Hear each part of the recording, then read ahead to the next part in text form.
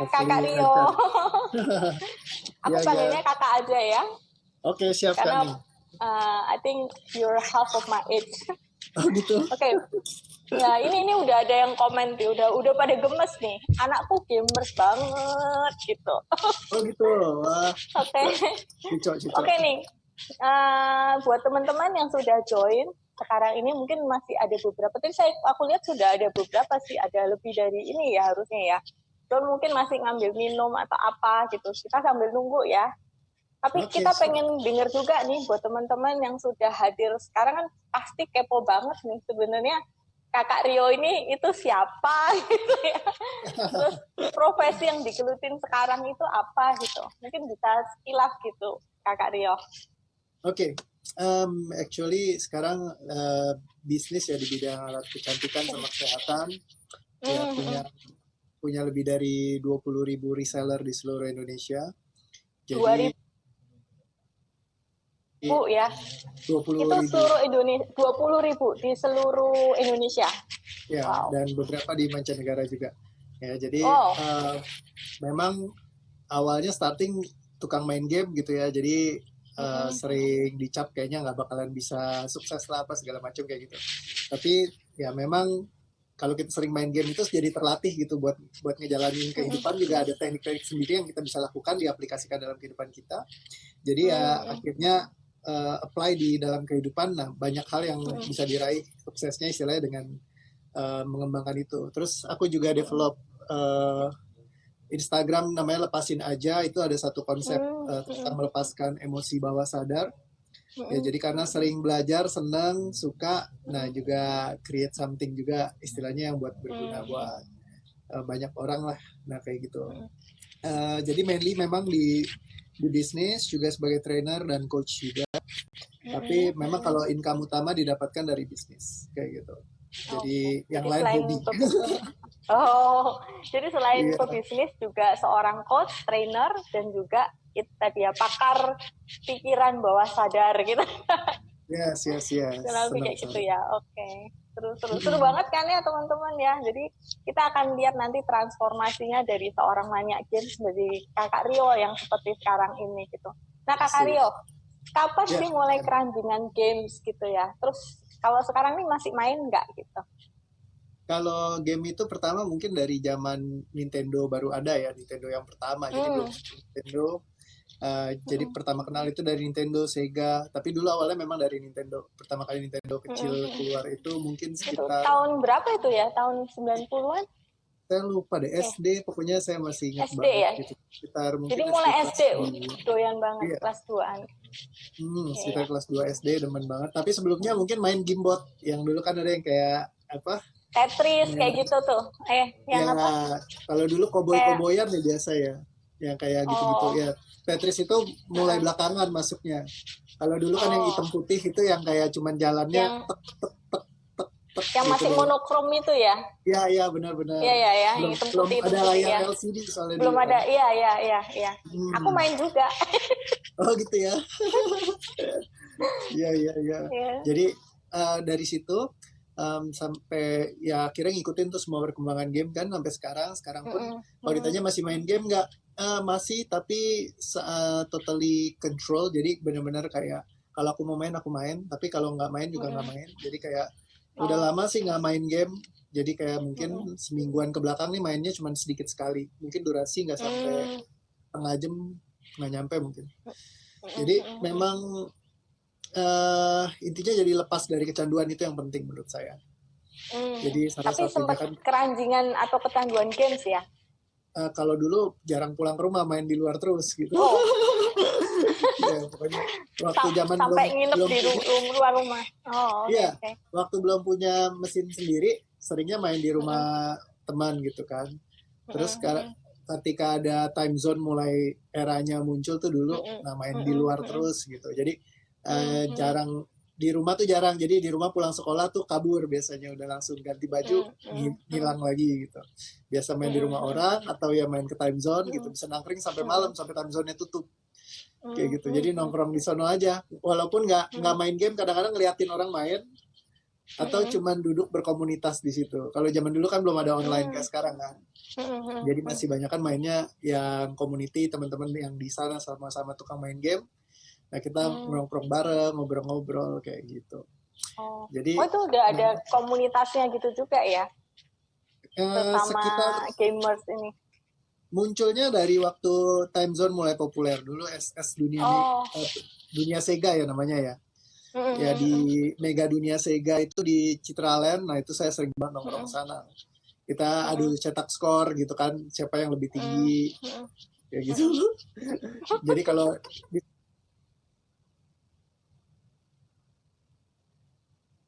sekolah nilainya merah, kalau di sana nilainya paling tinggi gitu kan. Pencetak skor gitu ya. Iya, jadi itu soalnya, mungkin ya. Iya, soalnya kalau zaman dulu kan sistem scoring nggak kayak sekarang. Kalau sekarang kan kita internasional kan. Kalau dulu tuh kita jago kandang, misalnya yang megang di jagonya di Citraland tuh siapa, jagonya di Taman Anggrek tuh siapa gitu. Nah orang tuh tahu, jadi kayak populer. Jadi sistem bangun popularitinya tuh kayak gitu dulu. Jadi bekennya di daerah sini tuh si ini. Gitu. Jadi kita bangun apa ya? Jadi kayak ada followernya sendiri juga gitu. Jadi orang pada tahu, si Rio nih gitu. Jadi Kakak Rio dulu bekennya di mana nih, Taman Anggrek ini? Saya top scorer di Taman Anggrek sama di Citraland juga, di Kelapa Gading juga. Cuman saya kalau base nongkrongnya base camp memang di Citraland sama di Taman Anggrek karena kan paling dekat rumah tuh. Jadi paling sering mondar-mandir di situ kayak gitu. Jadi kalau ditanya main game dari kapan ya dari sana sampai sekarang pun ya masih, tapi sangat-sangat terkontrol. Jadi buat saya itu game itu bukan sesuatu yang negatif. Jadi game itu bisa juga sangat edukatif sekali. Jadi ketika kita main game juga bisa bikin kita lebih apa ya, kayak intinya kalau misalkan kerja abis capek, stres gitu kan. Nah, ya udah refreshingnya main game. Biasa saya main game lebih suka buat senang-senang, saya udah nggak suka challenge lagi. Jadi kalau game yang terlalu menantang saya nggak mainin. Saya banyak kan game yang eksplorasi, yang cuma jalan-jalan ngeliat pemandangan gitu. Nah itu seru buat saya. Iya itu gitu. Saking demennya gitu ya. Tapi kalau gini kilas balik ya ke masa-masa remaja Kakak Rio, pas zaman-zamannya lagi doyan banget main games gitu ya. Kan aku sempat baca sih, Kakak Rio ini kan sempat dicap sebagai anak nakal gitu ya. Terus sempat nggak naik kelas 3 kali gitu kan. Terus akhirnya malah justru udah kelihatannya udah agak mendingan kuliah gitu kan ya. Itu tahun pertama udah pengen untuk drop out gitu. Ini apakah karena main games atau gimana gitu? Mau jawaban jujur atau enggak nih? Jujur aja deh, biar orang tuh jadi tahu gitu ya. Ya, kalau jujur sebenarnya bukan karena game. Jadi saya lebih kayak memang menurut saya milih-milih. Kalau dulu tuh saya pikir ngapain saya mempelajari sesuatu hal yang saya tidak sukai, yang mungkin saya nggak akan kerjakan itu. Dan saya dari kecil selalu berpikir kayaknya setiap orang itu akan ahli di salah satu bidang yang dia sukai. Dulu saya pikir begitu. Tapi di perjalanan waktu saya juga saya belajarin banyak hal. Jadi saya banyak orang yang bilang saya multi talented, nyobain ini itu. Nah, itu balik lagi disiplin dari seorang gamers. Karena sebagai seorang gamers kita bisa jadi siapa aja. Karena gamers itu kadang hari ini saya main tembak-tembakan, saya jadi cowboy. Besok saya balapan, saya jadi pembalap. Ya kan, nanti saya jadi tukang main pancingan atau saya jadi tukang ngatur strategi. Saya bisa jadi apa saja. Jadi itu satu hal yang saya label di dalam diri saya dulu. Sebagai label saya sebagai seorang gamers, saya melakukan segala halnya itu ya apa aja saya bisa lakukan. Jadi nggak ada batasan buat saya. Saya nggak melimitasi saya jagonya hanya di satu game tertentu. Tapi saya juga di satu sisi nggak berarti saya juga jadi kayak semuanya apa ya, nggak kuat di satu hal waktu itu. Jadi saya bagus di banyak hal, tapi nggak kuat banget di satu hal. Nah, generalis gitu ya, kurang lebih ya. Jadi saya cari tahu apa sih yang bisa saya spesifikkan, baru sekarang akhirnya ya saya menemukan hal-hal yang saya sukai, yang saya kerjakan sekarang, kayak gitu. Tadi ngomong pertanyaannya apa ya? Kok jadi nyasar ke situ? Pertanyaannya lu sempet ini apa namanya? Sempet nggak naik kelas kayak gitu. Terus iya. Kayaknya agak jawabannya gara-gara apa? Memang mengerjakan sesuatu yang tidak disukai itu kayak nggak enak. Jadi aku dari kecil pengennya sesuatu yang aku senang, aku akan benar-benar kayak luangin waktu dengan bahagia banget ngerjain itu gitu. Jadi agak picky ya kalau kata orang, milih-milih gitu. Tapi milih-milih untuk hal yang baik gitu. Karena di saat saya ngerjakan apa yang saya sukai, kayak immerse banget, bahkan lupa waktu gitu ya ngerjain apa-apa, dan itu jadi hal yang menyenangkan sekali. Menyenangkan ya. Tapi terakhir kali justru saya menemukan hal seperti itu juga bisa didesain, sehingga kita bisa melakukan apapun dengan menyenangkan. Kayak gitu. Banyak orang bilang keluarlah dari zona nyamanmu, tapi sebenarnya nggak perlu keluar. Kita bikin tempat yang nggak enak pun jadi nyaman. Jadi kita sebenarnya bisa create zona nyaman itu ya di apapun juga gitu kan ya. Betul. Dan kadang-kadang sekolah itu juga nggak jadi zona nyaman gitu kan ya, karena whatever happens di sana gitu kan ya. Jadi betul. Jadi akhirnya anak-anak ini akhirnya melarikan diri ke tempat yang menurut mereka nyaman, which is itu mungkin gadget atau gamesnya, terutama games online ya di situ ya. Benar sekali. Itu kira-kira apa sih Rio? Sebenarnya apa sih yang menarik dari sebuah atau suatu games online ini buat anak-anak kok mereka sampai terhipnotis gitu ya? Karena gini Rio, kekhawatiran orang tua ini kan ini ya, kan mereka tuh punya tugas dan kewajiban juga meskipun mereka masih anak-anak, gitu itu belajar gitu kan. Terus sekarang ini dengan adanya gadget, mereka tuh kayak tersedot ke situ gitu loh. Jadi kan orang tua tuh kan khawatir apa ini nanti kalau dengerin kakak Rio aja udah nggak naik kelas 3 kali atau apa gitu. Bener kan, gara-gara games kan. Padahal kan nggak seperti itu kan sebenarnya gitu kan ya. Jadi gimana nih Kak Rio? Jadi bisa buat jadi pembenaran nanti. Actually kalau gadget itu kan zaman dulu kita bermain, misalnya gini, kalau zaman kita waktu kecil dulu nggak ada yang namanya gadget. Jadi cara kita bermain gimana? Kita main petak umpet, kita main lari, kita main gangsing, kita main apa, kita main catur kayak gitu ya. Nah, tapi kalau di masa sekarang kita kan ya semuanya technological gitu. Kita nggak bisa anak kita suruh main-mainan yang jadul gitu kan. Itu kan udah terlalu kuno banget. Nah, biasa kalau saya tanya, Bapak Ibu kalau anaknya seorang grandmaster catur, seneng nggak? Mereka selalu bilang seneng. Loh kok seneng? Itu kan jago main game catur gitu kan. Terus iya kenapa? Karena catur itu kalau dibilang grandmaster catur di labelnya tuh pinter. Kayak gitu kan. Jadi kayak kalau jago main catur tuh kayaknya orangnya pintar turun temurun tuh pintar. Jadi dicapnya kalau jago main catur artinya orangnya pintar. Tapi sebenarnya kalau ditanya zaman sekarang justru game-game yang sekarang itu sangat-sangat lebih susah daripada catur. Karena catur itu terlalu sederhana. Jujur aja sih ya, mohon maaf nih buat penggemar catur, udah nggak menarik buat di masa sekarang buat anak-anak. Karena terlalu boring gitu ya, board game segala macam. Karena di game mereka yang dimainin di internet mostly mereka sangat kompleks sekali. Dan butuh kayak otak tuh mikir banget. Coba aja Anda tes sendiri gitu. Jadi coba download satu gamenya anak-anak yang dimainin mereka. Coba Anda belajar untuk ngertiin rules-nya mereka, bagaimana mereka berfungsi, bekerja segala macam. Wow, itu sangat-sangat udah sekarang waduh gila. Sadis banget gitu. Buat kita ngikutin tuh nggak semudah itu. Ya kan, dengan semua sistem yang dimasukin sama developer. Nah, jadi ini hal yang menarik juga. Di sini kita bisa melihat bahwa ternyata gamers itu mereka sangat terlatih untuk beradaptasi terhadap suatu hal yang baru. Itu juga penting banget. Ya, di masa sekarang, apalagi lagi COVID-19, banyak orang lagi susah di luar sana. Mereka nggak biasa adaptasi. Mereka nggak biasa ganti, ibarat tanda kutip, ganti gamenya. Karena mereka biasa main gamenya petualangan, tiba-tiba game petualangan nggak bisa dimainin lagi, jebret, pusing saya. Habis itu dia ngendok. Aduh, saya nggak bisa begini gitu kan. Nah, tapi kalau gamers punya disiplinnya, oh ya, I can be anyone gitu. Jadi hari ini lagi game petualangan nggak bisa dimainin, ya saya main game yang lain gitu. Nah, itu salah satu kemampuan buat adaptasi, belajar sesuatu yang baru. Jadi kadang-kadang kita ngelihat banyak memang di label game itu adalah sesuatu hal yang negatif, sesuatu hal yang jelek, bermasalah, disamakan sama levelnya kayak narkoba, kayak obat terlarang, kayak gitu, minum-minuman alkohol, ya kayak main perempuan, kayak pokoknya ngaco-ngaco lah, kayaknya dugem gitu-gitu. Dicapnya tuh udah terlalu jelek sekali. Padahal sebenarnya main game itu teman saya bilang, ya salah satu sahabat saya, dia usia 35 tahun, self-made billionaire. Jadi dia asetnya udah 200 miliaran di usia dia 35-an tahun. Ya, dan itu dia lakukan istilahnya dulu waktu temennya pergi main dugem apa segala macem, dia bilang ya gue di rumah gue main game aja gitu. Jadi minimal ketika anak main game kita bisa lihat dia lagi ada di rumah gitu.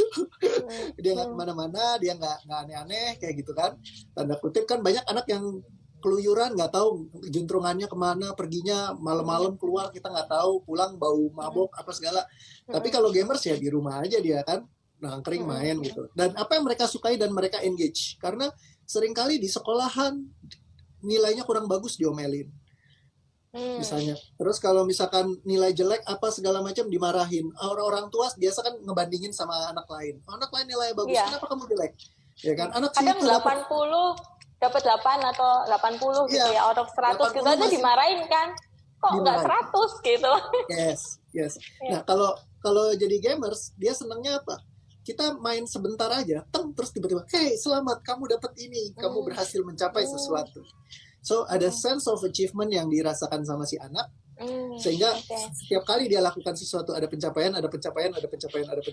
Nah, tadi lagi balik saya bilang, saya main game, saya jadi juaranya di situ, saya senang. Nah, makanya saya nongkrong di situ terus, karena saya anggap itu keahlian saya. Saya jago nih di sini. Orang bilang jago, orang pada bilang, si Rio keren banget, hebat banget gitu. Sedangkan kalau di sekolah disampahin, ini anak goblok, bodoh, tolol, bego. Guru saya tuh udah sering banget ngomong kayak gitu kan. Ini Rio nih bodoh banget sih kamu, gini. Saya nggak bisa ngelawan dong, namanya guru. Saya bilang ke mama saya malah ngomelin saya. Jadi akhirnya ya saya stres. Kanan kiri ya.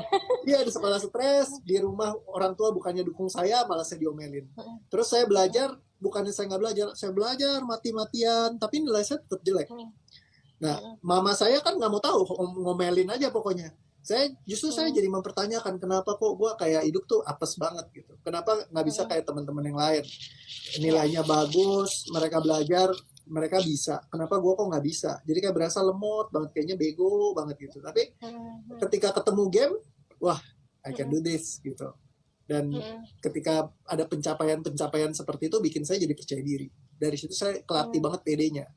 Jadi akhirnya saya berani tampil, saya berani ngomong depan orang, kayak gitu-gitu. Ya munculnya dari mana? Dari ya karena main game, banyak orang yang apresiasi, muncul semangatnya gitu. Justru ketika saya diomelin, dimaki, dimarahin, dipukulin, itu bukannya saya ngelakuin dengan saya senang, tapi saya benci sekali. Malah saya sempat traumatis banget sama mama saya sangat benci sekali sama mama saya. Di momen ketika dia kayak marahin saya, pukulin, terus saya nggak boleh nonton film yang saya suka gitu dulu. Saya inget banget mau nonton Satria Baja Hitam, lagi udah terakhir mau nonton, ditarik, diomelin, dimasukin ini ke kamar, belum yang digebukin lah, dimasukin ke palanya mau masukin di toilet. Buat saya banyak painful trauma yang saya ngalamin. Tapi bukan karena mama saya jahat, tapi dia memang tidak punya cara lain, karena dia nggak tahu, dia nggak ngerti, nggak paham waktu itu. Dan dia punya banyak sekali emotional problem juga yang perlu dilepasin sebenarnya, emotional wounds-nya dia. Nah, cuma waktu dulu saya nggak ngerti kan, saya nggak tahu. Dan ilmu psikologi zaman dulu nggak kayak sekarang, sangat advance sekali, sangat maju. Kita jadi ngerti, oh ternyata ada hal-hal seperti ini yang underlying di bawah sadar mereka, yang bikin jadi kita berfungsi di luar pikiran kita. Istilahnya kita nggak mau nyakitin anak kita, tapi terkadang semua itu bergerak dengan sendirinya secara otomatis. Karena memang dari bawah sadar kita tergerak sendiri sama energi yang muncul dari sana, ya tanpa kita sadari atau tanpa kita ketahui apa itu. Nah, tapi sekarang ya dengan teknologi yang baru, kita bisa bantu untuk releasing emotionnya. Jadi kita nggak perlu terjadi hal-hal yang kayak sampai ribut-ribut lah sama anak, segala macam. Ya bisa lebih tenang, lebih happy, lebih santai. Ngeresponsnya juga lebih oke. Nah kayak gitu. Nah, jadi yang penting juga untuk kita bisa beresin wounds ini. Ngomong-ngomong saya ngomongnya jadi mencar banget ya. Tapi menarik loh. Ada satu keyword yang aku tangkap dari Rio ya. Jadi sense of achievement. Mungkin juga sense of acknowledgement juga kan ya. Jadi pengakuan akan seseorang, dan itu sebenarnya penting banget buat anak gitu. Dan seringkali ini kan kayak ayam sama telur nih antara main games gitu kan. Jadi kadang-kadang orang tua tuh ngelihatnya kan nanti takut deh anak gua nanti nggak berhasil gitu kan. Itu kan yang ada di dalam kekhawatiran orang tua.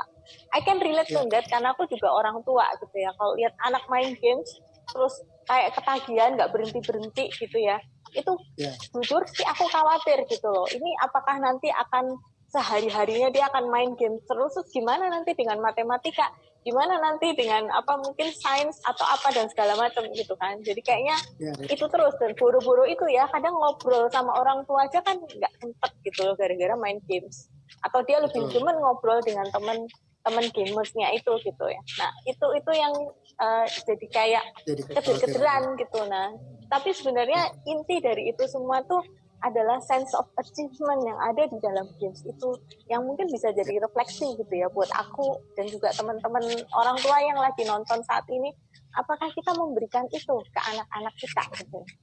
Jadi kalau kita nggak cukup memberikan sense of achievement dan cuma mencurigai mereka, itu bukannya malah tambah berhenti, tambah seneng ya, Tio ya. Kayak gitu nggak?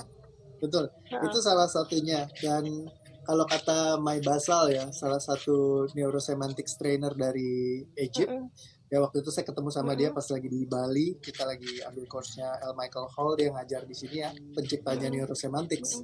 Nah dia cerita, dia bilang gini, kalau anak itu memang terutama teenagers ya, yang usianya belasan tahun itu, dia bilang kan remaja ini mereka kalau kita larang main game, semakin kita larang, mereka akan cari alternatif lain. Bagaimana caranya? Pokoknya dia mau main game, ya. Tapi gimana caranya? Either di depan kita atau di belakang kita. Kalau di belakang dia akan cari cara diam-diam untuk dia bisa main. Pokoknya intinya kan dia mau main. Dan biasa kalau gamers itu kreatif banget. Pokoknya dia cari caranya deh, gimana caranya supaya aku bisa main. Kayak kalau kita ngelawan raja, strategi yang ini nggak berjalan, kita cari strategi yang lain. Nah, jadi pokoknya ujungnya gimana caranya supaya bisa main.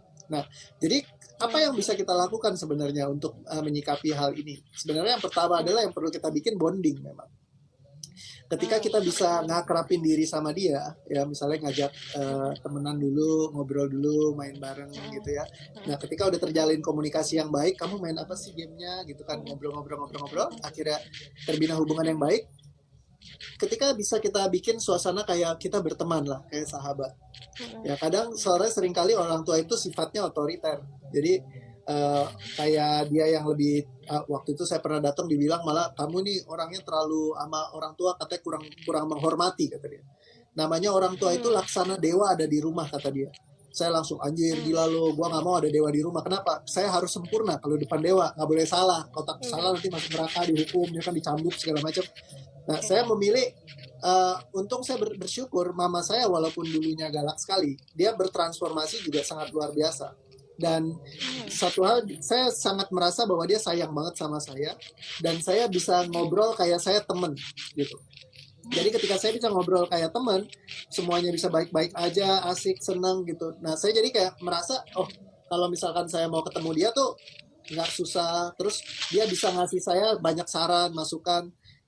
Nah ketika terbentuk hubungan bisa ngobrol kayak teman inilah yang bikin saya jadi betah sama dia. Ketika saya betah, temen nggak mau nyakitin temennya. Jadi ketika mama saya bilang, please tolong kamu jangan minum-minum, kamu jangan mabok-mabokan, jangan narkobaan, Rio. Nah ketika dibilang kayak gitu, saya nangkep. Oke, mami nggak mau saya narkobaan, mami nggak mau saya macem-macem yang aneh-aneh. Ya udah, saya nggak mau nyakitin dia. Jadi akhirnya saya ngerem kalau misalkan ada kesempatan saya harusnya bisa, mungkin teman saya nawarin narkoba, nawarin rokok, nawarin minum, saya nggak ikutan tuh. Nah kayak gitu. Nah jadi karena hubungannya baik yang tercipta. Ketika hubungan baik tercipta, negosiasi bisa terjadi. Karena udah jadi ya udah deh aku nego. Mami mau apa, saya apa, gimana kita ketemu di tengah. Tapi kalau kita sifatnya otoriter, jebret segala macam, akan ada barriers-nya ini. Dan ketika udah barriers, mau ngomong apa juga, udahlah gitu lah. Udah nggak mau pusing lagi kayak gitu. Oke. Ngomongnya ada bunyi kresek-kresek gak sih? Enggak sih, enggak kedengeran di aku ya. Ini udah ada beberapa yang nanya, tapi sebelum kita jawabin, nanti aku scroll dulu ya, aku liatin gitu. Rio mungkin bisa ceritain gitu ya, yang ini yang kadang-kadang jadi kekhawatiran orang tua kan. Iya kalau jadi kayak Rio gitu loh. Kalau enggak gitu ya, jadi boleh diceritakan proses transformasi Rio nih dari dari seorang maniak games gitu ya, dan mungkin yang udah bikin puyeng bofat orang tua, papi mami gitu ya. Terus jadi Rio yang sekarang ini transisinya atau transformasinya itu seperti apa ya? Oke, pertanyaan yang menarik. Jadi kalau menurut saya adalah selama kita pegang hatinya dia, itu pelan-pelan pasti kita bisa gerakin. Gitu. Tapi kalau kita udah istilahnya semuanya sistem otoriter kita maksa, barriersnya dia up, itu mau kita ngarahin juga susah. Memang sih dia akan ngikutin, tapi biasa akan banyak trauma dan dramanya dia. Nah, jadi menurutku sih memang yang paling baik kan cara parenting lama itu zaman dulu gitu. Saya banyak banget setiap hari saya handle orang yang kan saya buka sesi konseling ya. Jadi semua bukan konseling, sorry, coaching. Semua yang datang ke sesi coaching saya itu mostly semua painful trauma di usia sekitar 6 tahun, 7 tahun, itu yang muncul semua. Gitu. Yang traumatis yang gara-gara orang tua tuh sangat banyak sekali. Ya orang tuanya ngakang iyalah apalah segala macam, sampai bahkan yang udah di dewasa pun masih aja tiap hari dinyanyangin banget sama orang tuanya. Ya jadi beban-beban seperti ini yang ada di dalam diri mereka gitu. Dan beban-beban seperti ini di bawah sadar biasa kita simpen, kita nggak keluarin, kita nggak pernah tuangin atau nuangin ke tempat yang salah gitu. Jadi kayak orang yang nggak bisa bantu, cuman jadi ujungnya curhat doang, ngomong nggak jelas, ya berbulan-bulan nggak selesai, capek gitu. Nah, tapi bagaimana ketika bisa dilepaskan itu semua, jadi rasanya ringan sekali. Nah, cuman kan buat sampai sana, ya, jadi itu butuh proses yang luar biasa sekali gitu. Maksudnya buat supaya bisa ngelepas selama ini kita nggak tahu. Tapi sekarang udah sangat mudah. Ngomong-ngomong ini juga ada yang komplain suara kresek-kresek ya. Kenapa ya? Handphone saya nggak ada apa-apa kan? Saya nggak tahu kenapa ada kresek-kresek. Ini aja. Mungkin koneksi itunya ya Pak. Hah? Tapi masih kedengeran sih. Iya. Masih. Buat saya juga kedengeran, tapi saya dengar kayak kresek kayak gitu. Iya, ada sesekali dikit-dikit aja sih. Teman-teman gimana? Bisa ngikutin tapi ya? Kayaknya masih kita lihat. Oke ya. Ya. Oke. Ini sampai itu apa namanya tentang traumatik ya, karena pola parenting yang mungkin tadi sebenarnya mungkin orang tua tuh kan maksudnya selalu baik ya kalau aku bilang ya. Jadi ada semacam misunderstanding kan yang terjadi waktu kita kasih judul kayak gini, orang juga bingung, terutama mungkin orang tua gitu loh, ini sebenarnya bahas tentang apa sih kayak gitu, karena selalu konotasinya gitu ya bahwa games itu momok gitu ya, atau biang kerok dari hal-hal yang mungkin anak-anak underachiever itu karena games gitu loh. Tapi kita kadang ngelihatnya itu nggak menyeluruh ya. Itu makanya sebenarnya kita ajakin ngobrol Rio itu karena itu, supaya kita tuh punya pandangan tuh nggak cuma segini itu doang, tapi bisa luas gitu loh. Sebenarnya kalau kita bisa memanfaatkan games gitu ya, jadi itu kan jadi seru banget gitu kan. Karena nggak ada yang salah sebenarnya dengan games itu kan. Yes. Gitu. Kalau ngikutin dari pepatahnya Sun Tzu ya, itu dia bilang kan kalau misalkan kita tahu banget tentang diri kita, ya kita bisa aja menang perang. Tapi kalau kita juga tahu tentang lawan kita gitu ya, which is lawannya bukan anak kita, tapi gamenya ini gimana caranya supaya kita bisa gunakan untuk supaya justru membantu kita, memfasilitasi anak kita untuk mencapai apa yang diinginkan. Nah, jadi terkadang kita udah langsung ngecap game itu sebagai negatif, jadi kita musuhin total gamesnya. Nah, semakin dilarang tanpa kita mau tahu ya. Iya. Semakin dilarang anak semakin kabur kan. Nah, bagaimana kalau Anda cari tahu tentang games, lebih mengerti tentang games itu seperti apa, cara kerja pikiran anaknya gimana, sehingga Anda bisa lakukan seperti yang Anda inginkan. Misalnya mau bantu dia fasilitasin untuk bisa jadi pribadi yang lebih mandiri, lebih sukses. Bagaimana dengan memanfaatkan games untuk bisa itu. Misal contoh ya, salah satu sahabat saya, waktu itu dia susah banget, dia bilang, ini anak saya nggak pernah bisa diajak ngomong lah, urusan game susahnya setengah mati. Jadi dia cuma ngomong kayak gini, kamu PR yang ini sebenarnya lebih mudah, game kamu tuh lebih susah daripada PR ini. Coba kamu perhatiin deh. Ini tuh gampang banget, kalau kamu bisa kerjain game yang begitu rumitnya aja, papa aja bingung ngeliat game kamu. Ya, apalagi kalau cuman yang kayak begini, ini sebenarnya kecil banget buat kamu. Kalau kamu mau kerjain, kamu pasti bisa kerjain. Habis itu dia lakukan. Ya, dia bisa lakukan dengan sangat enak sekali. Sama kayak waktu saya dulu pernah belajar tentang ada salah satu sahabat saya belajar tentang sentuhan titik untuk ngelepasin emosinya dia gitu ya. Nah, ketika lagi di training, si anak ini, dia ada anak masih usianya sekitar mungkin 16-an tahun, dia datang. Nah, ketika dia megang saya, dia coba handling gitu di kepala saya gini, ditempel sama dia. Kayak Terus dia nanya terus. sakral gitu ya. Ya, dia nanya terus. Ini bener gak kok? Bener gak kok? Kata dia. Bener gak kok? Bener gak kok? Saya bilang, bro, anggap aja kayak main game. Kalau kamu lawan raja, terus kamu salah, ya nggak apa-apa. Santai aja. Nanti tinggal ngulang kalau salah. Ya kan? Yang penting coba perhatiin bener apa enggak, dirasain. Coba main feelingnya kamu. Kalau misalkan udah dapet energinya, ya berarti udah benar gitu kan. Terus anggap aja kayak main game. Kalau misalkan kamu bener-bener bingung, kamu tanya aja. Kan kita bisa lihat YouTube gitu kan. Nah kalau di sini kita bisa lihat, nanya sama trainernya. Terus dia bilang, kalau biasa main game gitu kan, aku bilang gitu. Iya, kata dia. Oh ya udah, anggap aja kayak main game. Oh ya udah. Abis itu deadly silent, dia nggak nanya sama sekali. Dia lakukan aja dan dia lakukan dengan benar. Jadi dari awal bukan nggak benar, pas dia setiap nanyain saya, benar gak kok, benar gak kok, udah benar semua. Cuman karena sering kali setiap hari dari dulu dibilangin nggak boleh salah, kamu ini begini, kamu ini begitu. Jadi mekanisme yang bekerja di bawah sadar dia berantakan. Akhirnya dia harus selalu konfirmasi karena apa? Takut salah. Biasa muncul kayak gini gara-gara apa? Otoritariannya orang tua. Ya, jadi ada kenalan saya yang anaknya juga sampai usia dewasa, saking mamanya takut banget gitu kalau misalkan abis pup cebok itu nggak bersih, jadi nggak dikasih cebok sendiri sampai SMP usianya.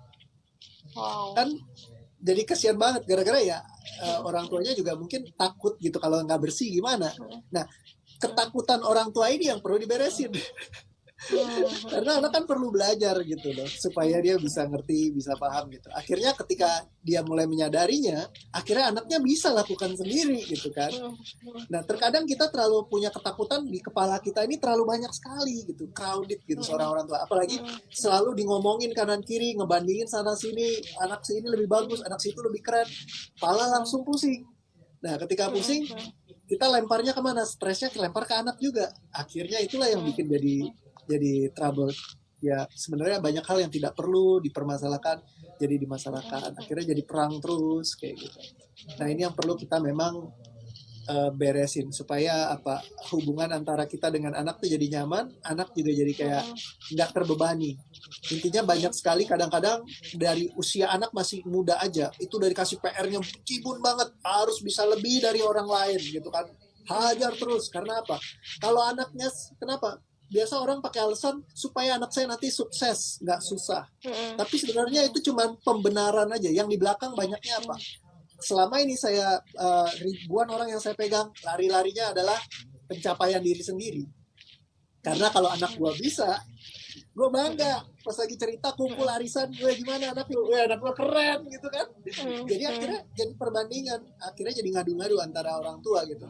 Nah anak itu udah kayak Pokemonnya, mereka Pokemon trainer. Jadi Pokemon diadu sama Pokemon lain, suruh berantem. Buk.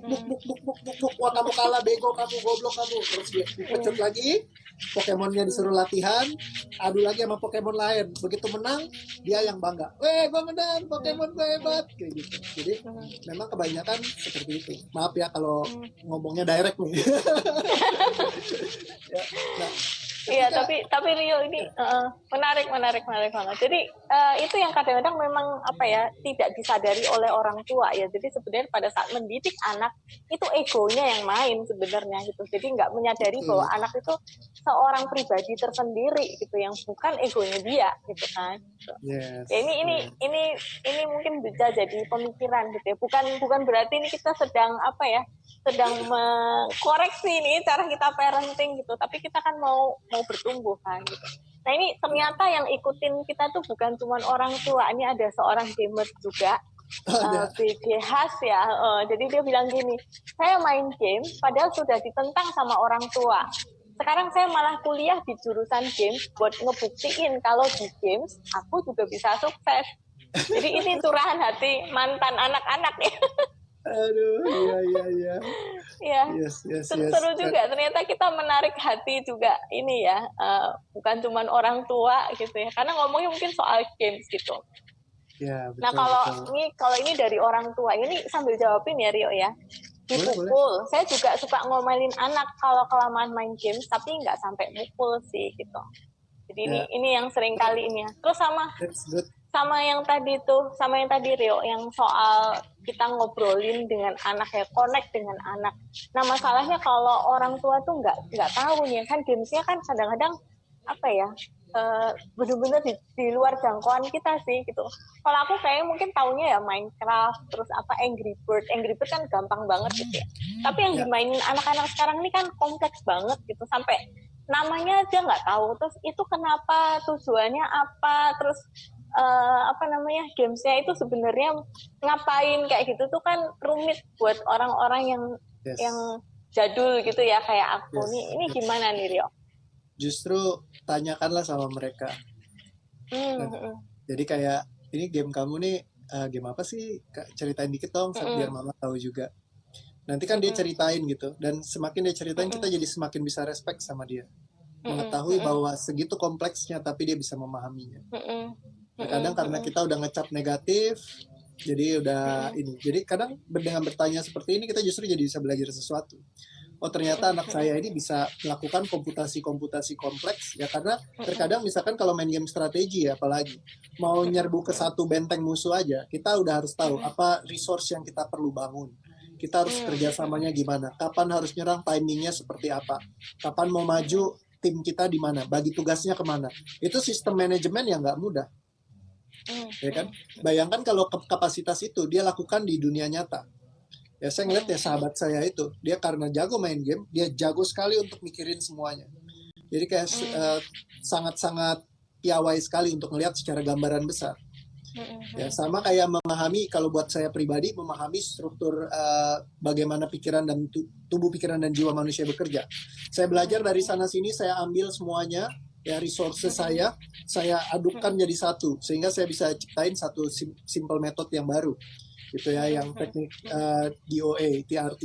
Nah itu sesuatu yang nggak pernah dilihat sebelumnya sama semua sistem manapun menurut saya, karena selama ini saya ngeliat orang semua kalau ketika ngeliat, bisa begitu ya Pak, iya, cuman sesederhana itu gitu. Tapi buat nyampe sana mesti muter dulu, ngambil dulu semuanya kayak gitu kan, sampai bisa ngeliat. Dan karena saya bisa ngeliat dari wide view yang besar, oh ternyata caranya cuma gini doang, ya udah kita beresin aja pakai cara ini, selesai gitu. Nah gamers itu juga kan kita selalu solving problems, melawan raja supaya apa, kita bisa selesaikan ini gitu. Dan semua strategik, banyak banget hal yang perlu kita lakukan gitu di sana pada sambil berjalannya. Nah jadi ketika kita ngajak ngobrol, kita kenal, kita tahu, kita jadi lebih bisa menghargai. Ya, jadi kita tahu ibaratnya kalau kayak Lionel Messi ya, dia pesepak bola, dia sangat dihormati sekali sama musuh-musuhnya, karena musuh-musuhnya tahu bahwa dia ini hebat sekali gitu. Nah mungkin kita juga akan tahu bahwa oh ternyata game itu bisa membantu anak kita sebenarnya buat punya resilience. Misalnya contoh gamers itu kalau misalkan sampai main game kalah, coba lagi. Bayangin kalau di dunia bisnis kita cobain gagal, coba lagi pakai cara baru, kan gitu. Sama kayak main game kan kalau lawan raja pakai cara itu nggak berhasil, kita harus mikir pakai cara yang lain. Nah ketika di dunia bisnis sama, misalnya kita mau ngasilin uang, make money, ya pakai cara ini nggak berhasil, cari cara baru, hajar lagi, cari cara baru, hajar lagi. Anak udah biasa seperti itu, terlatih sebenarnya. Nah kapasitas ini yang kita nggak pernah sadarin selama ini sebagai orang tua, mungkin nggak pernah lihat ke arah sana. Tapi kalau kita bisa gunakan ini, manfaatkan, wah seru banget gitu. Jadi itu hal-hal yang terlatih di bawah sadar mereka, udah biasa, resilience. Kamu biasa kalau main game gimana? Kalau kalah, lanjutin lagi kan, belajar dulu caranya, cari di YouTube atau apa, terus kamu lewatin lagi. Nah kalau kamu juga ketemu benturan dalam hidupmu, apapun jenisnya, kamu tahu apa yang perlu kamu lakukan. Kamu cari cara yang baru, kamu lakukan. Pada waktunya kamu akan bisa. Tidak ada hal yang kamu tidak bisa lakukan kalau kamu mau. Nah, ketika kita bisa ngomong kayak gitu, anak langsung masuk di bawah sadarnya, oh iya ya benar ya, kayak gue main game ya, gitu. Nah akhirnya jadi gampang gitu ngerjainnya gitu. Tapi kalau kita nggak punya kemampuan ngelihat menggunakan game itu kita utilize, kita malah jadi nggak bisa pakai cara itu. Ya pakai caranya yang lama lah ya, woi udah lo berhenti gitu kan. Ya, bagaimana kalau ada alternatif lain yang bisa dilakukan gitu.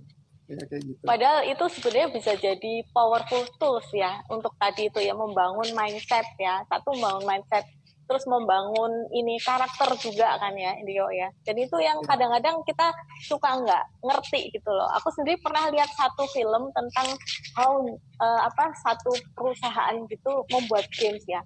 Itu tidak sederhana yang kita pikir, dan tidak semua games production itu tuh jahat atau jelek gitu loh. Karena mereka tuh sampai bisa mikirin gimana ngajarin culture gitu melalui games kayak gitu. Jadi aku lihat tuh nggak semua games jelek sebenarnya gitu. Hanya kita kadang-kadang tidak melihat itu gitu dan tidak bisa memanfaatkan games itu kan untuk bisa menjadi apa ya bahan pengajaran gitu untuk anak. Dan lebih seru dibanding misalkan suruh anak-anak baca buku gitu ya.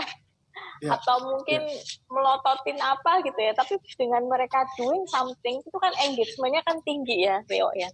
Aku lihat sebenarnya itu yang sebenarnya kita harus sadarin ya sebagai orang tua ya.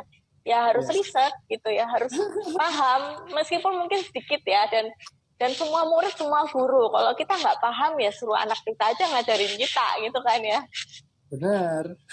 Ya. Dan itu jadi pengalaman yang menyenangkan juga buat mereka sebenarnya. Kalau orang tuanya pengen tahu sesuatu, nanyain, itu kayak kita lah, ibaratnya kita ngerjain sesuatu, terus ada orang yang seneng nanyain ke kita, lu lagi ngapain? Kok seru sih apa yang lu lakukan gitu. Ya kan people don't care how much you know until they know how much you care.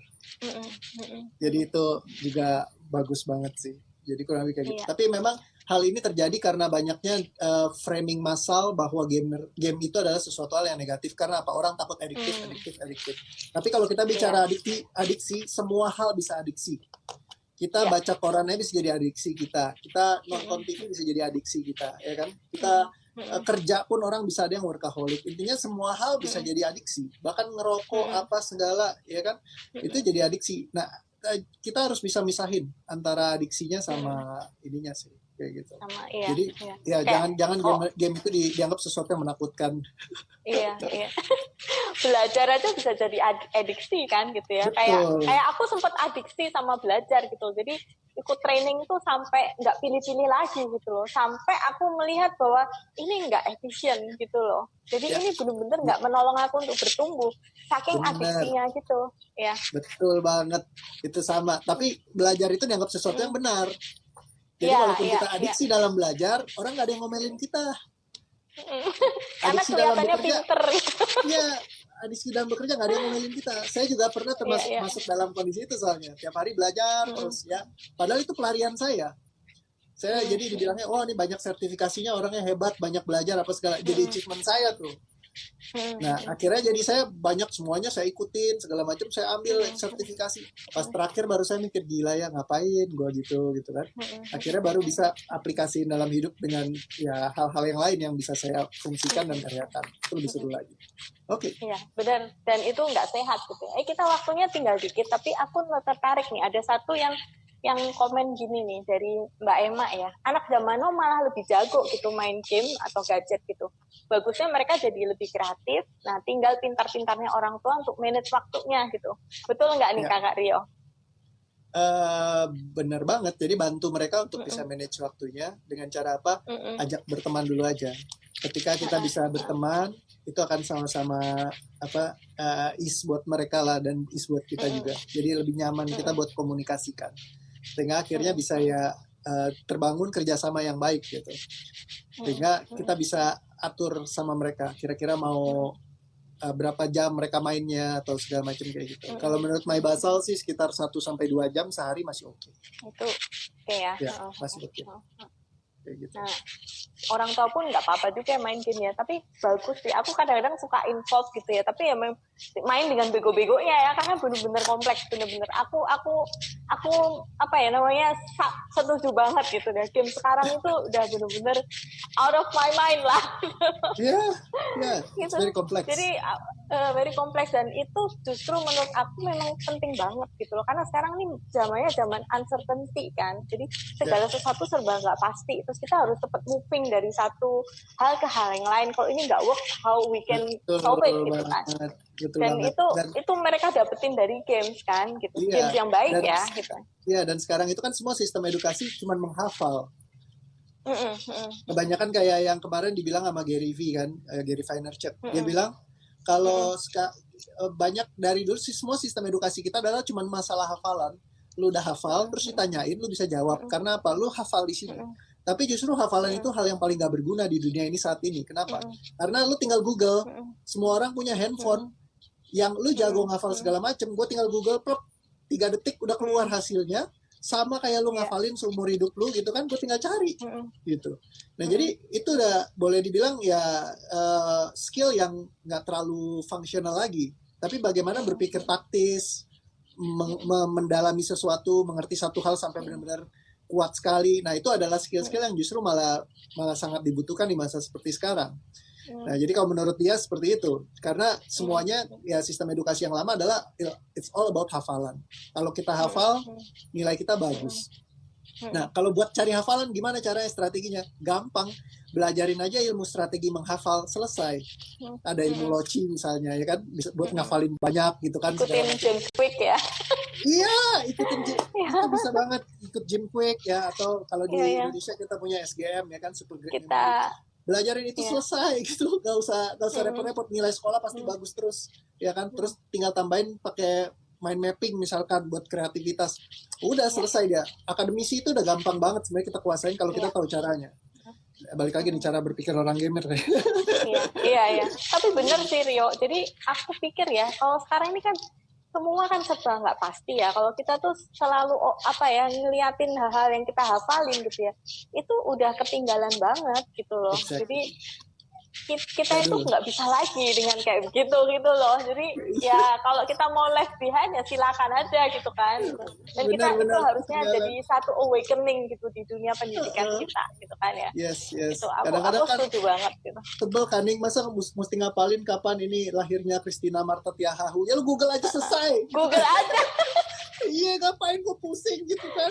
Terus ini ibu kotanya apa? Emang gue mau ngapain ngapalin semua negara? Aduh gitu kan. Makanya emang ini harus sudah direboisasi lah. Renovasi. Oke. Nah, Rio juga bikin satu bukunya menarik banget ya. Dear Parents, Gamers juga bisa sukses. Nah, aku comot sih judul bukunya itu tuh jadi judul IG Live kita gitu. Nah, buat teman-teman yang pengen tahu lebih dalam ya, karena di sini lebih detail sih Rio ceritain tentang manfaat games, dan kalau 1 jam kita ngomongin kan paling cuma bisa bahas 2-3 hal kayak tadi itu ya. Jadi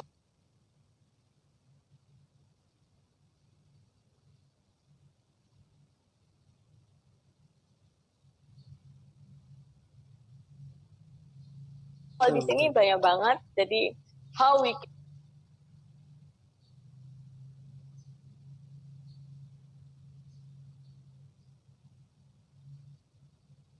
can understand tentang games itu dan bikin soal lu nggak boleh ini nggak boleh itu gitu lah. Terus nanti akan itu mesti harus datang ke Rio dan itu mesti bayar atau ke psikoterapis yang lain kan gitu ya. Itu kan malah jadi runyam kan gitu ya. Oke. Betul.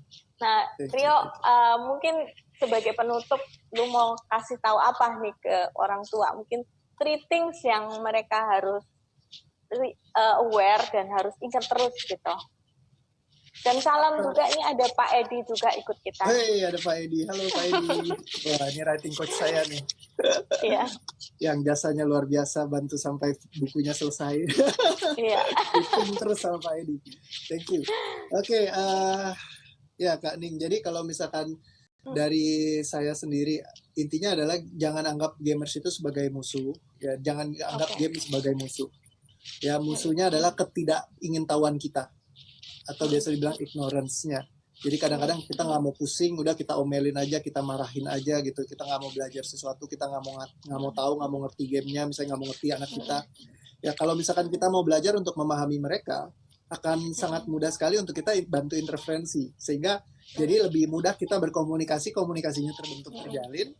Jadi enak buat kalau misalkan ngebantuin dia itu lebih gampang gitu. Nah jadi belajarlah untuk kita mau memahami tentang hal ini ya, dan juga mau belajar mengerti tentang mereka. Itu menurut saya yang paling penting sih. Sisanya kalau kita udah punya kemauan, itu pasti bisa ngegerakin semuanya. Karena terkadang kita menganggap masalahnya ada di anak, tapi mostly itu di orang tua.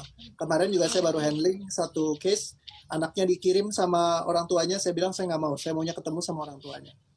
Begitu masuk, orang tuanya bilang, ya saya sih nggak ada masalah, gini-gini, ya saya pengennya anak saya begini, ya baru 3 menit udah nangis-nangis semua, wah, saking apa banyaknya emosional yang tersimpan di bawah sadarnya dia, iya, ngumpul. Karena apa? Ternyata kanan kiri sering ngomongin begini, orang tuanya ngomongin begitu, ya jadi si kakeknya dari kakek neneknya dari si anak ini ya kan ngomelin semua, ini crowded banget, makanya dia paksain anaknya harus bisa, harus begini, harus begitu.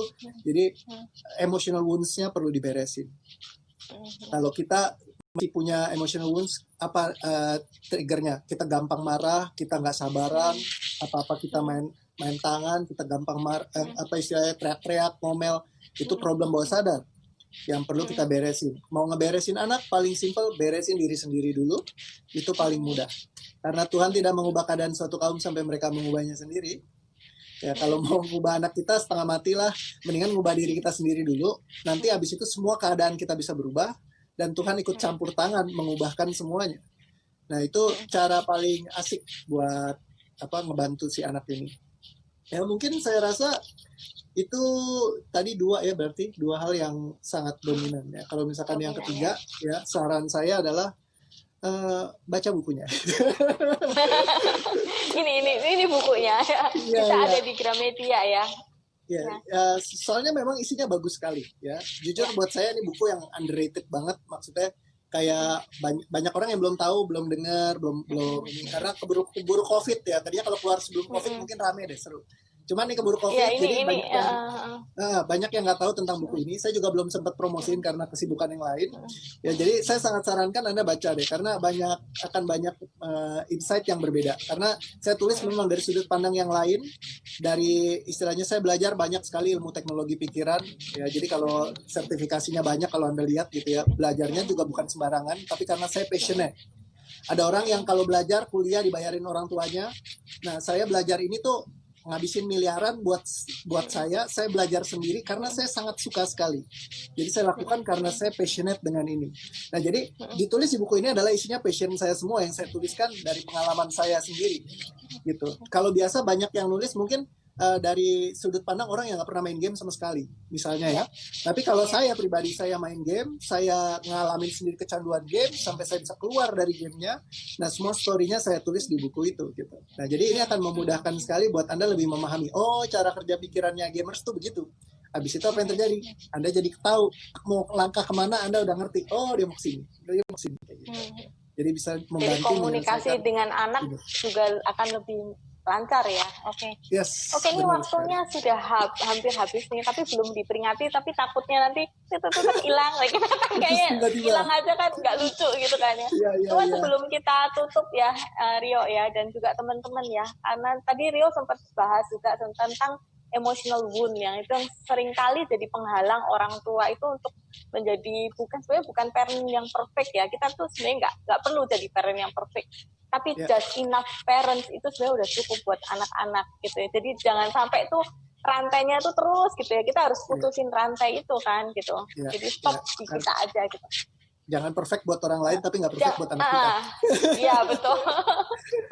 Dan ini teman-teman nanti bisa DM Home Learning karena kita akan ada kolaborasi lagi dengan Bro Rio ini untuk sesuatu yang lebih dahsyat ya dari ini gitu ya. Jadi lebih ke bagaimana kita memanage emotional wound itu ya. Kayak gitu ya, Bro Rio. Mungkin bisa ceritain dikit ya. Melepaskan sih lebih. Jadi kita selama ini tahu kalau emosi itu kita kendalikan, kita kontrol, kita redam. Tapi bagaimana kalau emosi itu bisa kita lepaskan? Nah, caranya itu bagaimana bisa lihat di lepasin aja. Jadi kalau di Instagram itu lepasin aja pakai H belakangnya. Nah, itu bisa ngelihat kurang lebih seperti apa sih konsep melepaskan itu. Jadi ada banyak saya jelasin, ada video juga orang-orang yang pernah ngerasain sesi bersama dengan saya gitu, ngelepasin emosi bawah sadarnya.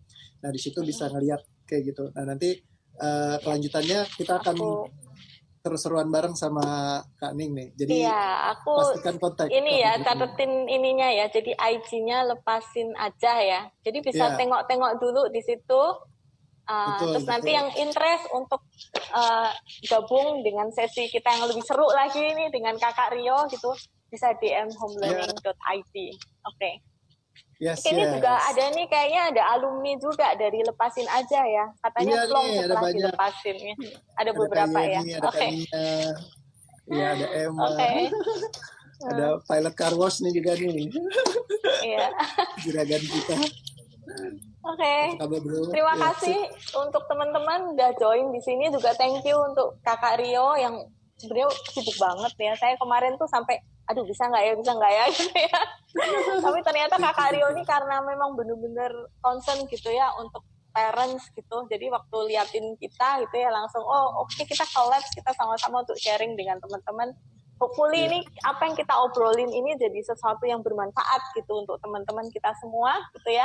Terus yang mau beli buku bisa langsung kontak ke ID-nya Kakak Rio ya, Cesario Ray gitu. Namanya susah banget aku edan. Kayak ini aja IG-nya Gamers juga bisa sukses bisa. Gamers juga bisa. Gamers ya, ada juga di IG-nya juga ada IG Gamers juga bisa sukses, bisa langsung connect di situ ya. Iya. Oke. Terima kasih semuanya. Selamat siang, selamat beraktivitas kembali ya. Oke. Bye.